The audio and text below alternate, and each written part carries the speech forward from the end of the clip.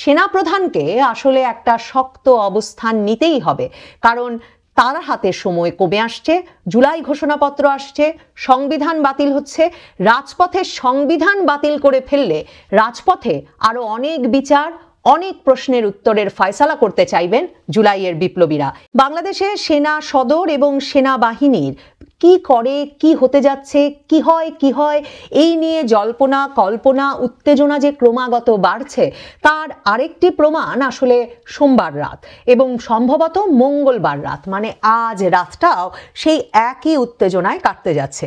দেখুন, সেই শনিবারে যখন সেনা সদর দফতর থেকে তাদের জনসংযোগ পরিদপ্তরের মাধ্যমে দুটো বিবৃতি দেওয়া হলো। একটা বিবৃতিতে জানানো হলো যে বরখাস্তকৃত সেনা সদস্যদের একজনকে দুজন সহযোগী সহ সেনাবাহিনী গ্রেফতার করেছে, যিনি এখনো কোন থানার হেফাজতে আছেন আমরা কিন্তু জানি না, সেটা একটা। এবং তারপর যখন জানানো হলো যে সেনা সদরকে ঘিরে নাশকতার চেষ্টা করা হবে, এই খবরের ভিত্তিতে সেনা সদর থেকে আসলে সেনা সদর এবং তার আশপাশের এলাকায় সকল ধরনের সভা সমাবেশ মিছিল নিষিদ্ধ করা হয়েছে। তারপর থেকেই আসলে সেই আগুনে আরো ঘি পড়ল যে সম্ভবত সেনাবাহিনী বা সেনাপ্রধান কোনো একটি পদক্ষেপ নিতে যাচ্ছে খুব দ্রুত। দেখুন, 10ই মে আওয়ামী লীগের কার্যক্রম নিষিদ্ধ করার পর থেকেই আসলে সেনাবাহিনী কি করতে পারে, কিংবা আরাকান আর্মিকে সহায়তায় বাংলাদেশের মানবিক করিডর স্থাপনের সিদ্ধান্ত হয়ে গেছে, এ খবর বেরিয়ে পড়ার পর বাংলাদেশের সেনাবাহিনীকে সে কাজে যুক্ত করা হচ্ছে, সে খবর মোটামুটি নিশ্চিত হওয়ার পর, এবং এমনকি চট্টগ্রাম বন্দর বিদেশিদের লিজ দিয়ে দিতে খুব তৎপর হয়ে পড়েছে বাংলাদেশের অন্তর্বর্তীকালীন সরকার। এমন সব খবর ছড়িয়ে পড়ার পরেই এই তাড়না, এই খবর, এই তারা বিভিন্ন পক্ষের মধ্যে জোরদার হয়ে ওঠে যে সেনাবাহিনীর কিছু একটা করা দরকার।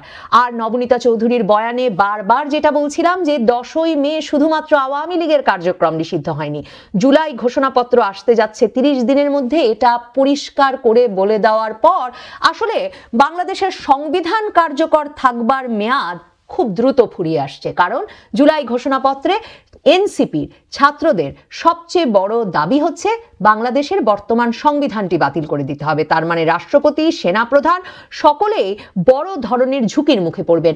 এই অবস্থায় রাষ্ট্রের এই প্রতিষ্ঠানগুলো আসলে কি সেই ঝুঁকি পর্যন্ত নিজেদের বিপদগ্রস্ত করবার জন্য অপেক্ষা করবে? বাংলাদেশকে আরো বড় অনিশ্চয়তার দিকে ঠেলে দেওয়ার জন্য অপেক্ষা করবে? আরো বড় অস্থিতিশীলতায় একরকমের গৃহযুদ্ধ পরিস্থিতির দিকে বাংলাদেশ এগিয়ে যাবে, সেটা দেখবার জন্য কি বাংলাদেশের সেনাবাহিনী অপেক্ষা করবে? এই প্রশ্নগুলোর মধ্যে আসলে এই নির্ঘুম রাতের পরিমাণ বাড়ছে, উত্তেজনা বাড়ছে।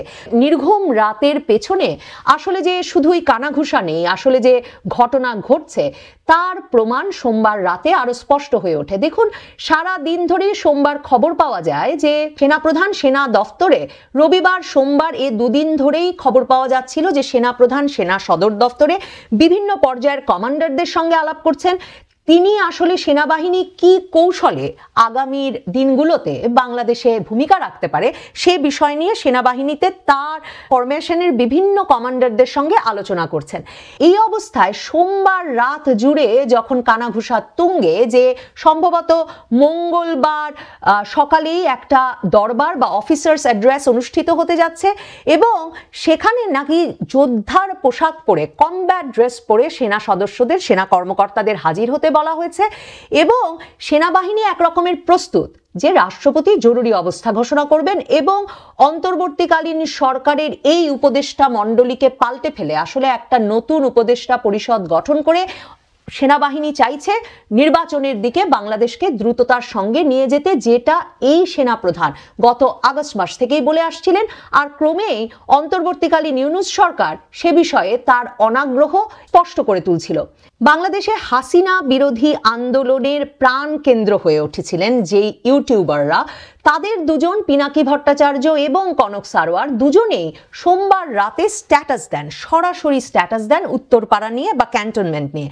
তার মানে নির্ঘুম রাতের পেছনে যে সব কানাঘুষো শোনা যাচ্ছিল সেগুলো একরকমের যে সত্যি তা প্রমাণ, তার একটা শক্ত প্রমাণ হিসেবে হাজির হয় তাদের এই স্ট্যাটাসগুলো। ডক্টর কনক সারোয়ার একটা ছবি দিয়ে বলেন যে সেনা সেনাপ্রধানের বাড়িতে মাঝরাতে 40টির বেশি গাড়িতে করে ব্রিগেডিয়ার, কর্নেল, জেনারেলরা জড়ো হয়েছেন এবং তারা আসলে কি নিয়ে আলাপ করছেন এই মাঝরাতে? ডক্টর কনক সারোয়ার প্রশ্ন তোলেন, কি কথা তাহার শোনে, মানে দেশ রক্ষণ না ভক্ষণ, কোনটি আসলে এই বৈঠকের উদ্দেশ্য?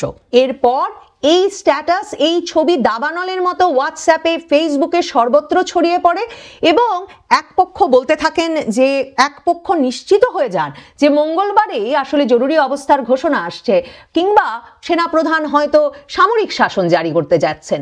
এরকম নানা কথার মধ্যে পিনাকি ভট্টাচার্য, বাংলাদেশে গত কয়েক বছর ধরে চলমান হাসিনা বিরোধী আন্দোলনের আরেক প্রাণকেন্দ্র, তিনি ফেসবুকে তখন স্ট্যাটাস দেন যে উত্তরপাড়ায় কোনো গ্যাঞ্জাম হইতেছে না, বরং ওখানকার আওয়ামী অনুরাগী নেতৃত্ব তাদের সমস্ত আশঙ্কা, ভুলভ্রান্তি ও সীমাবদ্ধতা অতিক্রম করে জুলাই বিপ্লবের সতীর্থ হওয়ার পদক্ষেপ নিচ্ছেন। ইনকিলাব জিন্দাবাদ। পিনাকি ভট্টাচার্যের এই স্ট্যাটাসটিকে তখন ধরে নেওয়া হয় ডক্টর কনক সারোয়ারের এই আশঙ্কার জবাবে, সতীর্থ কনক সারোয়ারের আশঙ্কার জবাবে তিনি একরকমের আশ্বস্ত করার চেষ্টা করেন তার জুলাই বিপ্লবের সহযোদ্ধাদের যে আসলে বর্তমান আওয়ামী অনুরাগী নেতৃত্ব উত্তরপাড়ার, তারা তাদের সঙ্গে অ্যালাইন্ড হচ্ছেন বা তাদের পথে চলে আসছেন। এখন সত্যি কি সেটা সম্ভব? সবচেয়ে বড় বিভেদের জায়গা এবং সবচেয়ে বড় অস্থিতিশীলতার আশঙ্কা তো সে জায়গাতেই, কারণ পিনাকি ভট্টাচার্য সহ ধরুন হাসনাত আব্দুল্লাহ সহ এনসিপির নেতৃবৃন্দ, এই ছাত্র সমন্বয়কেরা, এরা বরাবর বলে এসেছেন যে ওয়াকার তো হাসিনার পক্ষের, মানে সেনাপ্রধান ওয়াকারুজ্জামান হাসিনার পক্ষের, সেনাপ্রধান ওয়াকারুজ্জামান আওয়ামী লীগপন্থী হাসিনার লোক এবং সে কারণে সেনাপ্রধান ওয়াকারুজ্জামানকে সরে যেতে হবে এবং তাকে জবাব দিতে হবে যে কি করে শেখ হাসিনা চলে যেতে পারলো, কি করে ক্যান্টনমেন্টের ভেতর কয়েকশো আওয়ামী লীগের নেতা কর্মী এবং তাদের পরিবার আটক থাকার পর, মানে তাদের পরিবার আশ্রয় নেওয়ার পর তাদেরকে বিনা বিচারে নিরাপদ আশ্রয়ে চলে যেতে দেওয়া হলো। এই প্রশ্নগুলো বরাবর তারা প্রকাশ্যে তুলে এসেছেন। হাসনাত আব্দুল্লাহ ফেব্রুয়ারি মাসে জানিয়ে দিয়েছেন যে সেনাপ্রধান ওয়াকারুজ্জামান স্পষ্টতই একটা রিফাইন্ড আওয়ামী লীগ গড়ে তুলে হলেও তিনি চান যে নির্বাচনে আওয়ামী লীগকে অন্তর্ভুক্ত করতে হবে। সেনাপ্রধান ওয়াকারুজ্জামান প্রকাশ্যে নির্বাচন সম্পর্কে দেশি বিদেশি মিডিয়ার সামনে যতবার কথা বলেছেন ততবারই তিনি একটা অবাধ, সুষ্ঠু, ইনক্লুসিভ, অংশগ্রহণমূলক নির্বাচনের কথা বলেছেন, যেটাকে বরাবর ভাবা হয়েছে যে তিনি আওয়ামী লীগ সহ নির্বাচনের কথা বলেছেন। তো এই সেনাপ্রধান নিজে অ্যালাইন্ড হতে চাইলেই কি হাসনাত আব্দুল্লাহরা তাকে মেনে নেবেন? মানে তারা মেনে নেবেন যে এই সেনাপ্রধানও থাকবেন, তারাও থাকবেন, আবার সংবিধান বাতিল হয়ে যাবে, আর সংবিধান বাতিল হয়ে যাওয়ার পর আসলে বঙ্গভবন এর আগে যে তারা ঘেরাও করেছিলেন যে এখনই রাষ্ট্রপতিকে 48 ঘন্টার মধ্যে নাকি বঙ্গভবন থেকে বেরিয়ে পথে চলে যেতে হবে, মানে এখনই বঙ্গভবন তারা দখল করে নেবেন, সেই আন্দোলন থেকে তার মানে হাসনাত আব্দুল্লাহরা সরে এসেছেন। হাসনাত আব্দুল্লাহরা আর সেনাপ্রধানের অপসারণ, সেনাবাহিনীর ভেতরে নেতৃত্বের রদবদল কিংবা বঙ্গভবনের রাষ্ট্রপতির পদ থেকে শাহাবুদ্দিন চুপ্পুকের অপসারণ চান না, মানে তাদের আন্দোলন থেকে তারা সরে এলেন। মানে তারা যদি তাদের আন্দোলন থেকে সরে না আসেন তাহলে আসলে উত্তরপাড়ার পক্ষে জুলাই বিপ্লবের সঙ্গে অ্যালাইন্ড হওয়া কি করে সম্ভব?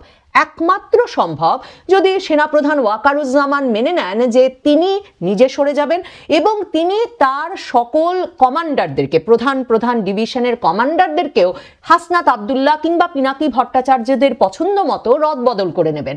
সেই পথে কি হাঁটা একটা সুশৃঙ্খল বাহিনী, সেনাবাহিনীর পক্ষে সম্ভব? আর সমস্যা তো শুধু সেনাবাহিনী প্রধান বা সেনাবাহিনীর নেতৃত্বকে নিয়ে না, এই জুলাই বিপ্লবের নেতৃত্ব দানকারী পক্ষর পিনাকি ভট্টাচার্য, হাসনাত আব্দুল্লাহদের সমস্যা তো আসলে নৌবাহিনী, বিমান বাহিনীর নেতৃত্ব এবং তাদের প্রধানদেরকে নিয়েও।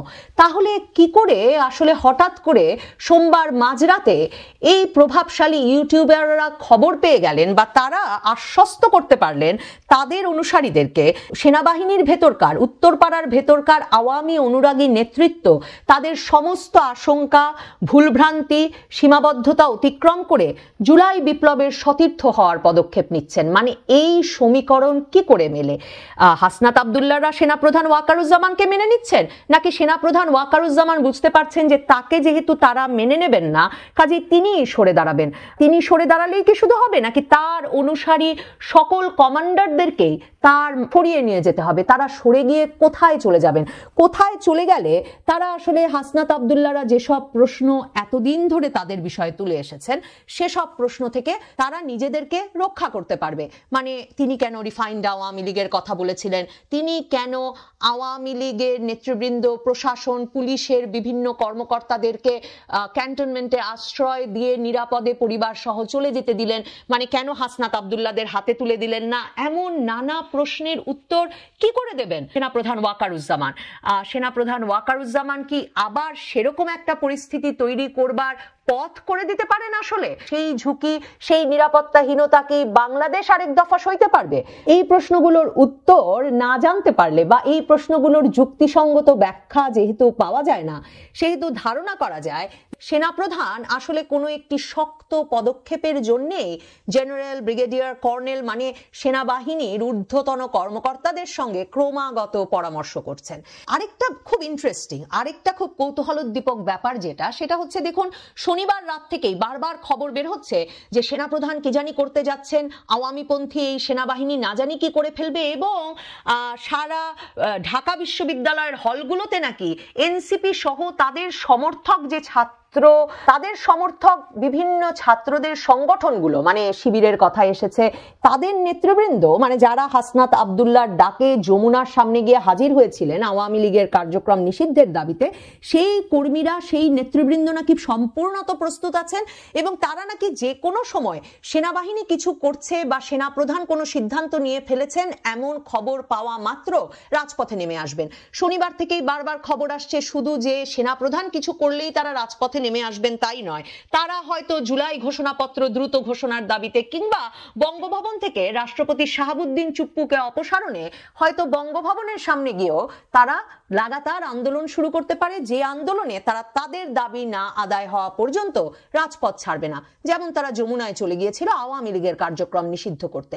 কিন্তু কি অদ্ভুত ব্যাপার দেখুন, এত আশঙ্কা, এত কানাঘুষা, এর মধ্যেও আমরা কিন্তু হাসনাত আব্দুল্লাহ সহ এনসিপির নেতৃবৃন্দকে কিংবা তাদের সমর্থনে যারা রাজপথে নেমে এসেছিলেন আওয়ামী লীগের কার্যক্রম নিষিদ্ধের দাবিতে, সেই সংগঠনগুলোকে আমরা রাজপথে জড়ো হতে দেখছি না।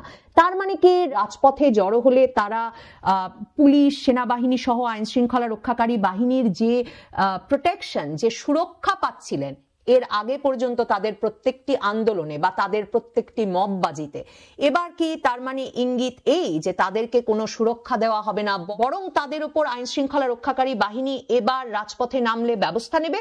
মানে তাদের কাছে কি এই বার্তা পৌঁছে গেছে বলেই তারা রাজপথে নামছেন না? এত কানাঘুষো, এত রকমের গুজব চারদিকে, কিন্তু আমরা এমনকি ফেসবুকে হাসনাত, সার্জিস, মাহফুজ আলম কিংবা নাহিদ ইসলামকে কোনো কড়া বার্তা দিতে দেখছি না। আমরা এর আগে বরাবর দেখেছি যে তারা খুব কড়া বার্তা দিয়ে ফেলেন এবং সাথে সাথে সেই বার্তা বাংলাদেশের সকল সংবাদ মাধ্যমে ছড়িয়ে পড়ে। এবার ফেসবুকে তারা নীরব, রাজপথে তারা নীরব। আমার মনে হয় তাদের এই যে নীরবতা, এই নির্ঘুম রাতগুলোর জন্য অত্যন্ত গুরুত্বপূর্ণ একটা ফ্যাক্টর।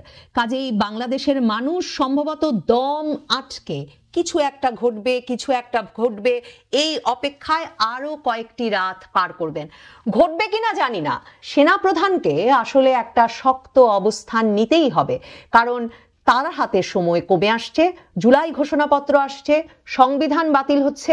রাজপথে সংবিধান বাতিল করে ফেললে রাজপথে আরো অনেক বিচার, অনেক প্রশ্নের উত্তরের ফয়সালা করতে চাইবেন জুলাইয়ের বিপ্লবীরা। এই জুলাইয়ের বিপ্লবীদের সাথে তাই আমি অন্তত সেনাবাহিনীর, সেনা সদর দপ্তরের কিংবা উত্তরপাড়ার যাই নামই ডাকি না কেন, কিংবা সেনাপ্রধান ওয়াকারুজ্জামানের অ্যালাইন্ড হওয়ার, এক পথে আসার কোনো সম্ভাবনা দেখি না। আমার অঙ্ক মেলে না। হয়তো যিনি বলেছেন, যিনি লিখেছেন, তিনি সেই অঙ্কের হিসাব আমাদের বুঝিয়ে দিতে পারবেন।